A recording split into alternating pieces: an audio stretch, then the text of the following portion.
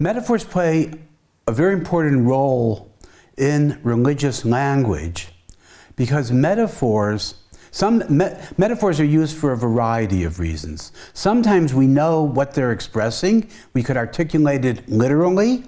And we use a metaphorical mode of expression of the literal content, of the content that could be expressed literally, spelled out, all right, discursively, fully explicitly. But we use a metaphor because we're able to add an added perspective to the content that could be expressed, say, from the third person. Sort of the difference between saying, I'm happy and Josef Stern is happy.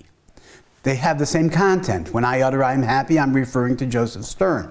But I gives an additional first-person perspective to what I've said.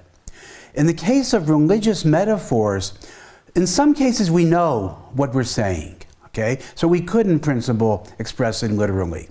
But more often with religious metaphors, we're using them as what I call de re metaphors. And what I mean by that is that we're talking about a property for which we don't have the conceptual resources to articulate it in literal terms. We don't have an ordinary name for the property. It's not like red for a color. Okay?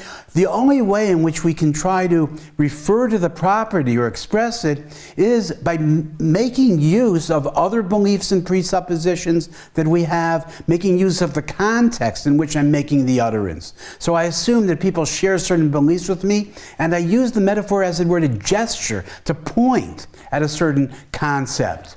And when we're dealing with religious notions, often these are notions that, again, are not fully understood by human beings. When we talk about God, we know that he's wise, but we don't really mean that he's wise in the sense in which Socrates is wise. So we use the word metaphorically in these cases in order to gesture, building on presuppositions and beliefs that I take are shared among us, so we can sort of block out the space for this, religious use of the predicate, of the word wise, without being able to articulate it in literal terms.